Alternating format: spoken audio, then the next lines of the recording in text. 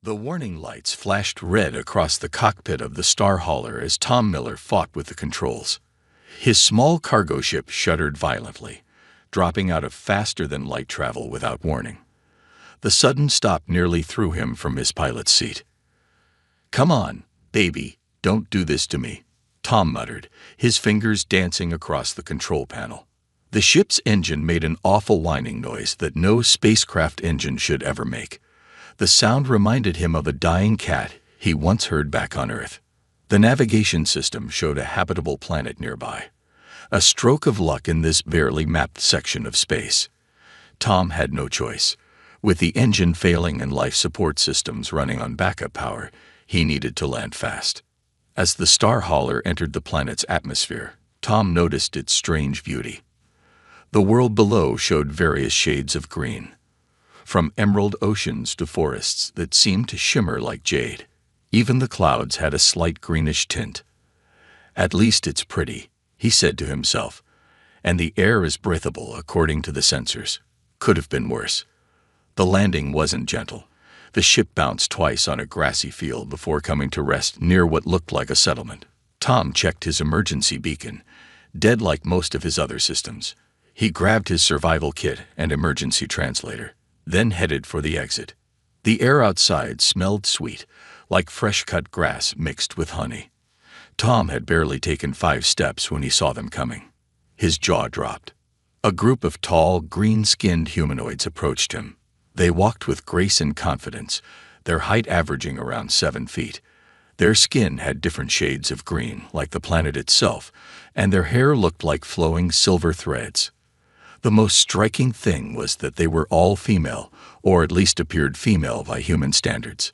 Leading them was the tallest one, wearing what looked like ceremonial armor made from some kind of crystal. Behind her walked another figure who caught Tom's attention immediately. She was slightly shorter than the others, with bright, curious eyes that reminded him of Earth's emeralds. The translator in Tom's hand peeped as it connected to their communication frequencies. The leader spoke first, her voice carrying authority. "I am High Chieftain Crystal Mountain, leader of this colony. You have landed in our sacred gathering grounds." Tom bowed slightly, hoping it was the right gesture. "I apologize for the intrusion, High Chieftain. My ship suffered an unexpected failure. I'm Tom Miller, a freight pilot from Earth." The younger one stepped forward, her eyes sparkling with interest. "A human. Father spoke of your kind." She turned to the High Chieftain. "Mother, this must be fate." Tom noticed how the others reacted to the young woman's words, a mixture of respect and nervousness. The translator provided her name as Rose, apparently named after Earth flowers she had studied. The High Chieftain looked at her daughter, then back at Tom. "Indeed, your arrival is most fortunate. My daughter, Rose Morning Light, has reached the age of choosing. She requires a mate of intelligence and capability." "I'm sorry," Tom said, feeling confused. "I don't understand. I just need some help with my ship's repairs." Rose stepped closer, standing directly in front of him. Despite being 2 feet taller, she managed to make the gesture seem almost shy. "I choose this human as my intended mate," she announced formally. The other women gasped. Tom felt his heart skip a beat. "Now, wait a minute." The High Chieftain's expression turned serious. "You should feel honored. My daughter is first in line to lead our people. However, you should also know that refusing a noble's marriage proposal is considered a grave insult to our culture." She paused, letting her next words hang heavy in the air. "Such an insult is punishable by death." Tom looked at his broken ship, then at the group of tall, green-skinned women, and finally at Rose, who watched him with those fascinating emerald eyes. He had gotten out of tough situations before, but this one was definitely going in his top 10. "Well," he said quietly to himself, "this is definitely not how I expected my delivery run to go." Tom sat in what his hosts called the guest chamber, though he wasn't sure if he was more guest or prisoner. The room was beautiful, with walls that seemed to grow from living crystal, but the 2 tall guards outside his door suggested he shouldn't wander freely. A soft chime announced Rose's arrival. She ducked through the doorway, carrying what looked like a glowing tablet. Even sitting down, she towered over him. I brought information about our customs, she said, her translator making her voice sound musical. I thought you might want to understand our ways better. Tom crossed his arms. How about explaining why your people think it's okay to threaten death over a marriage proposal? Rose's green skin darkened slightly. He realized she was blushing. It's complicated. In our society, males are. She paused, searching for the right words, not known for their intelligence. They're kept in special areas, used only for breeding when needed. Tom's eyes widened. So that's why I haven't seen any male aliens around here. Correct. But humans are different. Rose's eyes lit up with excitement. We've studied your species from afar. You're intelligent, adaptable, and your males can actually think and solve problems. Thanks. I think, Tom said dryly. But that doesn't explain why you chose me specifically. Rose looked away, fidgeting with her tablet. Well, about your ship's engine failure. Tom sat up straighter. What about it? I might have arranged it. Her statement came out as a question. I've been watching your cargo routes for the past 3 cycles. Our technology can create temporary engine malfunctions from a distance. Tom jumped to his feet. You sabotaged my ship. Do you know how dangerous that was? I could have died. Our calculations were perfect. Rose protested. We made sure you'd have enough power to land safely. I needed to find a human mate, and you seemed perfect, brave, resourceful, and... She paused again, her skin darkening more, attractive by our standards. Tom ran his hands through his hair in frustration. This is crazy. How long do I have to decide? 7 planetary cycles, Rose answered. About equivalent to your Earth weeks. After that, tradition demands an answer. She hesitated. I know this isn't ideal, but I chose you for more reasons than you realize. Before Tom could ask what she meant, the door chimed again. A shorter green-skinned woman entered, carrying what looked like food. Your evening meal, she said, placing the tray down. I'm Leaf, Rose's personal assistant, and if I may say, you're causing quite a stir in the colony. Tom looked at the food. Strange purple fruits and what appeared to be some kind of blue meat. How so? Leaf smiled. You're the first outsider to ever receive a noble's proposal. Some are scandalized, others are fascinated. The males in the breeding quarters are especially interested. The males? Tom asked, picking up what he hoped was a safe piece of fruit. They think you might help change things, Rose explained. Your presence here. It's already making people question our traditions. Tom bit into the fruit. It tasted like a mix of strawberry and mint. So I'm not just a potential husband, I'm a political statement. You're a chance for change, Rose said softly. Our society needs it, even if many don't realize it yet. She stood up, her head nearly touching the high ceiling. Think about it, Tom Miller. You have 7 cycles. And, she added, walking to the door, I hope you'll give me a chance to show you that not everything about this situation is terrible. After they left, Tom lay back on his oversized bed, staring at the crystal ceiling. In one day, he'd gone from simple cargo pilot to potential alien husband and political revolutionary. The fruit's sweet taste lingered in his mouth as he wondered what other surprises this green world had in store for him. 1 week to decide between marriage and death, he muttered to himself. No pressure at all. After 3 days on the green world, Tom decided to stop sulking in his room and start exploring his options. His first stop was the colony's library, where he hoped to find something useful in their laws and traditions. You cannot access these records, the librarian told him, looking down at him with stern yellow eyes. They are for nobles only. He's with me. Rose's voice came from behind them.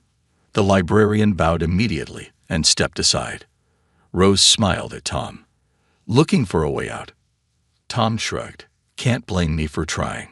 It's not exactly fair to trap someone with a marry or die choice. Instead of being offended, Rose nodded. Come with me. I want to show you something. She led him through the crystal corridors to her personal study. The room was filled with screens showing data about Earth and other human colonies. Tom noticed his own cargo ship's flight patterns on one of them. "You really did plan this whole thing, didn't you?" he asked. "I did," Rose admitted, "but not just for marriage." She waved her hand, and the screens changed to show statistics about their society. "Look at these numbers. Our population is declining. Our males are becoming less fertile with each generation. Our rigid traditions are killing us slowly." Tom studied the data. "And you think bringing in human DNA will help?" "Not just the DNA." Rose sat down, making herself closer to his height. "We need new ideas, new ways of thinking. Our society has been the same for thousands of years. We're dying because we refuse to change." Before Tom could respond, an alarm sounded through the building. Rose jumped up. "The males' quarters," she said, looking worried. "Something's wrong." They rushed to a large compound on the colony's outskirts. A crowd had gathered around two fighting males. Massive, muscular beings with dark green skin. Unlike the females, they seemed barely civilized. "Stop this," Rose commanded, but the males ignored her. Tom watched the scene, noting how the guard seemed unsure what to do. Then he had an idea. He grabbed a nearby water hose and sprayed both fighting males. The cold water shocked them into stopping. The crowd fell silent. No one had ever seen someone handle a male fight so simply. That's brilliant," Rose whispered. "We always use stun weapons, which often hurt them. This is so much better." One of the males, still dripping wet, walked over to Tom. Everyone tensed, but the male simply nodded respectfully. "You think different," he said in broken speech. "We watch you. Hope you stay." Back in the main building, Tom's mind was racing. "Your males can talk. I thought they were just for breeding." Rose looked embarrassed. "They're not as primitive as we pretend they are. Our society made them this way, keeping them isolated, treating them like animals. Some of us have tried to change things, but tradition is killing your society," Tom finished.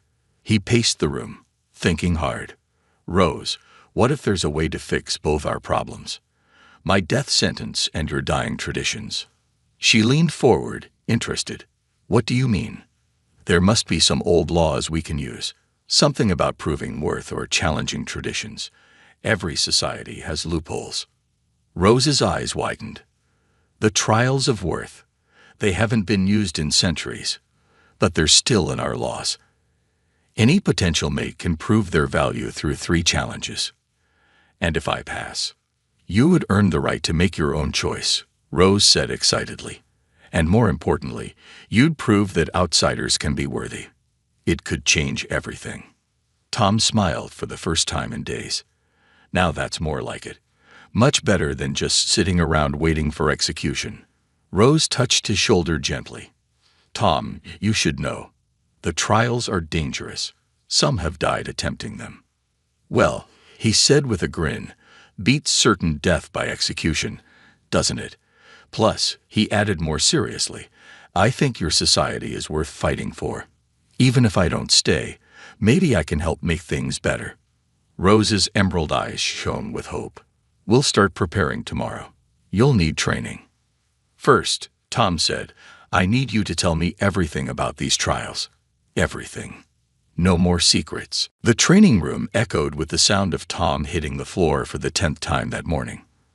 His body ached, but he got back up, facing his instructor, a tall female warrior named Storm. "Again," Storm commanded, "you must learn to use your smaller size as an advantage. Our warriors will expect strength. Show them cleverness instead." Tom wiped sweat from his forehead and took his stance again. This time, when Storm charged, he ducked low and used her momentum to flip her. She landed with a surprised grunt. "Better," she said, actually smiling. "Much better." Rose watched from the sidelines, making notes on her tablet. Over the past few days, she had been teaching Tom everything about the 3 trials he would face. The first was combat, the second was wisdom, and the third, she hadn't told him about the third yet. "That's enough combat training for today," Rose announced. "We need to study the ancient texts." Tom groaned but followed her to the library. His muscles screamed in protest as he sat down. "You know," he said, "when I became a cargo pilot, I didn't expect to end up studying alien philosophy and learning how to fight." Rose placed an old crystal tablet in front of him. "Life is full of surprises. Look at this passage about the last trial of Worth. It was 300 years ago." As Tom read, he noticed something interesting. "Wait a minute. It says here the challenger can request a change in the trial format if they can prove it violates their basic rights." "Yes," Rose said carefully, "but no one has ever succeeded in changing a trial." Tom grinned. "No one ever tried using human rights laws, did they? Your people signed the Galactic Sentient Rights Treaty 50 years ago, right?" Rose's eyes widened. "How did you know that?" "I read it in your database yesterday. Article 7 specifically prohibits trial by combat if the species have significantly different physical capabilities." "Tom," Rose exclaimed, "that's brilliant. You're using our own laws against us, but in a legal way." Their excitement was interrupted by Leaf rushing into the library. "Rose, the male representatives want to speak with Tom. They're at the garden gates." Rose tensed. "That's not allowed. Males can't request meetings with nobles or their guests." "Maybe it's time to break a few more rules," Tom suggested. "These traditions won't change themselves." Minutes later, they stood in the garden. 3 male representatives waited there, better dressed and more well-spoken than the ones Tom had seen fighting. "We watch you train," the leader said, his speech careful but clear. "You fight different. Think different. Show them we can be more than what they think." Tom looked at these males, seeing intelligence in their eyes that society had tried to suppress. "You're not what they say you are you? You're pretending to be less." The male nodded. "Must hide smart. They fear smart males. But you can show them new way." Rose stood silent, watching this exchange with mixed emotions. Her whole life, she'd been taught that males were simple creatures. But here they were, showing wisdom and planning she never expected. "I'll make you a deal," Tom said to the males. "Help me prepare for the trials. Teach me about your strength. In return, I'll show everyone exactly what you can do, what you've always been able to do." The males agreed eagerly. As they left, Rose touched Tom's arm. "You're changing everything," she said softly. "The council won't like this." "Good," Tom replied. "From what I've seen, they need a wake-up call." "But Rose," he turned to face her, "you still haven't told me about the 3rd trial." Rose looked away. "Because it's the most dangerous. It's called the Trial of Spirit. It uses our ancient technology to link minds. If you fail, you could lose yourself completely." Tom felt a chill run down his spine. Combat he could handle. Wisdom he could study for. But linking minds with alien technology, that was a whole new level of risk. "When were you planning to tell me this?" he asked quietly. "When you were too invested to back out," she admitted honestly. "I'm sorry, Tom. I'm still learning to break bad habits." Tom sighed. "Well, at least you're honest about being dishonest. Come on, let's get back to training. Apparently, I need to prepare my mind as well as my body." The day of the trials arrived with the planet's 3 suns creating a rare purple dawn. Tom stood in the preparation chamber, wearing ceremonial armor modified for his human size. The past week had been intense. Combat training with both Storm and the male representatives, endless study of laws and traditions, and meditation to prepare for the mind-linking trial. "It's time," Rose said, entering the chamber. She looked different today, wearing the full regalia of a future chieftain. The entire colony has gathered to watch. Even representatives from other settlements have arrived. "No pressure," Tom muttered, adjusting his armor. "Just the future of an entire society resting on whether a human cargo pilot can pass their ancient trials." The main arena was massive, carved from living crystal that pulsed with soft light. Thousands of green-skinned aliens filled the seats. Tom noticed a separate section where the males sat, segregated from the females but watching intently. High Chieftain Crystal Mountain stood from her throne. Today we witness the trials of worth, not performed in 3 centuries. Tom Miller of Earth seeks to prove his worth through our ancient traditions. The crowd murmured.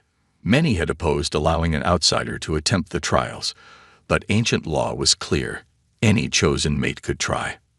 The first trial is combat, the High Chieftain announced. The challenger must defeat 3 warriors in succession. Tom's first opponent stepped forward. A giant, even by their standards. He remembered Storm's training, used their size against them. The battle began. Tom dodged the warrior's powerful but slow strikes, using his smaller size and quicker movements to tire her out. When she charged, he sidestepped and used her momentum to send her crashing down, just as he practiced. The crowd gasped. The males in their section started cheering. The second warrior was faster, but Tom had trained with the males in secret. He knew how to handle strength greater than his own. Using a combination of human martial arts and their own fighting styles, he managed to force a submission. The third warrior proved the hardest. She was both strong and smart, nearly catching Tom several times. The battle lasted almost an hour. Tom's muscles burned, but he remembered what was at stake. When she attacked high, he went low, sweeping her legs and pinning her in a hold the males had taught him. The combat trial is past, the High Chieftain announced, trying to hide her surprise. Rose beamed with pride, but Tom knew the hardest parts were still to come. The second trial is wisdom, the High Chieftain continued. Answer 3 riddles from our ancient texts. The first riddle was about their planet's cycles. Tom had studied this extensively. The second tested his knowledge of their traditions, which he learned through countless hours in the library. The third riddle made him pause. What grows stronger by breaking its own laws? Tom thought carefully, then smiled. A society, he answered clearly. When laws become chains rather than supports, breaking them leads to growth and renewal. A shocked silence fell over the arena. That answer challenged centuries of their rigid traditions. The wisdom trial is past, the High Chieftain declared, though her voice carried a note of concern. Rose stepped forward. Mother, before the third trial, I invoke the right of challenge modification. Murmurs swept through the crowd. Tom and Rose had planned this carefully. Under the Galactic Sentient Rights Treaty, Article 7, Rose continued, we cannot force a member of another species to undergo mental linking without proper safety protocols. I propose an alternative third trial. The High Chieftain frowned. What alternative? Let him speak, Rose said. Let him share his vision for our future. Let all judge if his words show true worth. The council huddled together, discussing frantically. Finally, the High Chieftain spoke. The request is granted. Prepare yourself, Earth human. You will address the entire colony tonight. As the crowd dispersed, Tom released a breath he hadn't realized he was holding. That was the easy part, he said to Rose. Now I just have to convince your entire society to change centuries of tradition. Rose touched his arm gently. You've already started changing them. They just don't realize it yet. In the male section, the representatives nodded in approval. The real challenge was about to begin. The great crystal hall glowed with the light of 1,000 bioluminescent flowers. Every member of the colony had gathered to hear Tom's speech. Females in the front, males in the back, and the High Council seated on their elevated platform. Tom stood on the speaker's platform, his heart pounding. Your society, he began, his voice carrying through the perfect acoustics of the hall, reminds me of my ship's engine. Confused murmurs rippled through the crowd. Even Rose looked surprised. This wasn't the speech they had practiced. When I first landed here, my engine was broken. But it wasn't really broken. It was sabotage. Tom smiled at Rose, who blushed a darker green. Just like my engine, your society isn't broken. It's just been adjusted to run in a way that's not natural. He pointed to the male section. Look at your males. Really look at them. They solved complex mathematical problems to help me train. They developed new fighting techniques to teach me. Does that sound like simple breeding stock to you? The crowd shifted uncomfortably. Several council members frowned. And look at your females, Tom continued. So strong, so capable, yet bound by traditions that force them to threaten death over marriage. Is that the mark of a truly strong society? One of the male representatives stood up, an action that caused gasps throughout the hall. But before the guards could react, he spoke with perfect clarity. We hide our wisdom.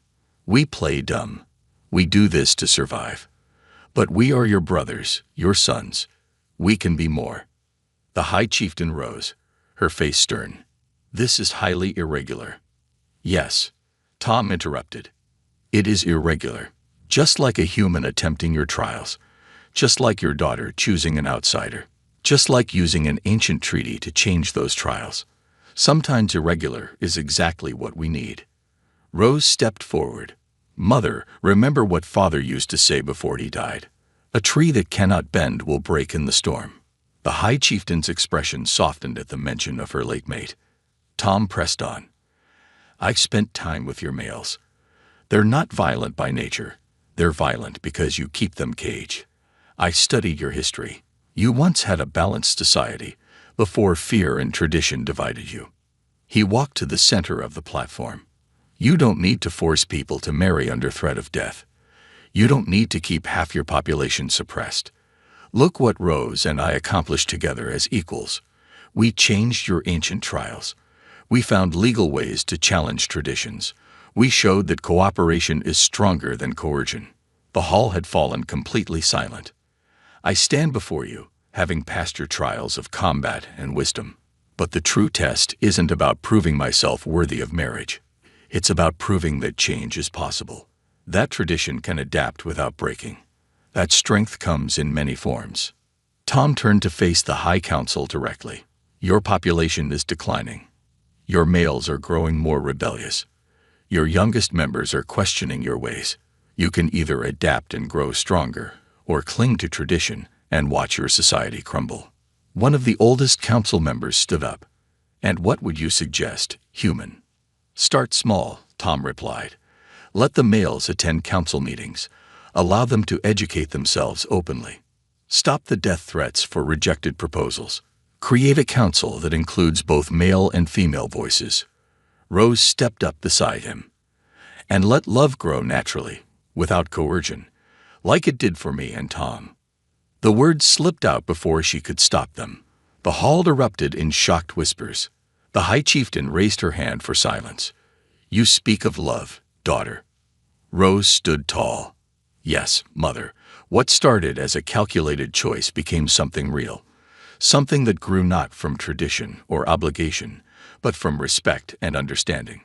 Tom took her hand, ignoring the gasps from the crowd. That's the final truth I want to share. Real change, like real love, can't be forced. It has to be chosen. The High Chieftain stood silently for a long moment, looking at their joined hands. The entire colony held its breath, waiting for her response. The silence in the crystal hall stretched for what felt like hours. Then the High Chieftain did something no one had ever seen before. She laughed. The sound echoed through the hall, bouncing off the crystal walls. My late mate, she said, wiping tears from her eyes, told me before he died that one day, someone would come who would turn our world upside down. I didn't expect it to be a small, pink-skinned cargo pilot from Earth. The tension in the hall broke. Several people laughed nervously. My daughter chose well, the High Chieftain continued. Not because you passed our trials, Tom Miller, but because you dared to challenge them. Because you saw what we had forgotten. That strength comes in many forms. She turned to address the entire hall. The human has passed all trials, including this final test of spirit, not through mind-linking, but through honest words that touched our hearts. The High Chieftain raised her hand. As my first act in response to this challenge, I hereby abolish the death penalty for rejected marriage proposals. The crowd erupted in cheers. Several young females hugged each other in relief. Furthermore, she continued, I appoint a new council to include both male and female representatives, tasked with reviewing and updating our laws. In the male section, the representatives stood tall, pride showing on their faces for the first time in generations. And finally, the High Chieftain's voice softened as she looked at Tom and Rose. "I give my blessing not because of tradition, but because I see true love between you." Tom turned to Rose. "So I've passed the trials. I have the right to choose now." Rose's emerald eyes showed a hint of worry. "And what do you choose?" Tom grinned. "Well, my cargo ship's still broken, thanks to someone's meddling." The crowd chuckled. "And it looks like your world could use a human perspective while you're making all these changes. Plus," he squeezed her hand, "I hear the future chieftain needs a mate who can think for himself." Rose's face lit up with joy. She lifted Tom off his feet in a hug that nearly crushed his ribs. "Easy there," he gasped. "Human bones, remember." The celebration that followed lasted for 3 days. The marriage ceremony was unlike any in their history. Held in the open air where males and females mingled freely, Tom wore a modified version of their traditional mate's garments, though they had to be significantly shortened. On the 3rd day, as the celebration was winding down, Tom found himself in the garden with the High Chieftain. "You know," she said, looking at the sunset, "when Rose first told me her plan to capture a human mate, I thought she was crazy. But she saw something I didn't. Our society needed an outsider's perspective." "To be fair," Tom replied, "I thought you were all crazy at first too. Threatening death over a marriage proposal isn't the best first impression." The High Chieftain laughed again. It was becoming a more common sound. "Perhaps not. But it brought you here, and now everything is changing." The males attended their first council meeting today. They spoke with wisdom and insight that shamed many of us. "Change isn't always easy," Tom said, "but it's better than dying slowly under the weight of tradition." Rose found them there, taking Tom's hand. "The Cargo Ship Pilots Guild just responded to our message. They're interested in establishing a regular trade route to our world." "Good," Tom smiled. "More chances for cultural exchange. Maybe some more humans will find themselves some tall green partners. As long as they're not forced into it," Rose added with a wink. As they walked back to the celebration, Tom looked up at the green-tinted moons rising in the purple sky. 1 month ago, he'd been a simple cargo pilot making routine deliveries. Now he was helping to reshape an entire society, and he had found love in the most unexpected place. "You know," he said to Rose, "for a forced marriage, this didn't turn out so bad." Rose leaned down and kissed him softly. "Who said anything about forced? I chose you, remember? I just had to be a little creative in getting you to land." "Creative?" Tom laughed. "Is that what we're calling spacecraft sabotage now?" Above them, the stars twinkled, promising new adventures for this most unusual couple and their changing world.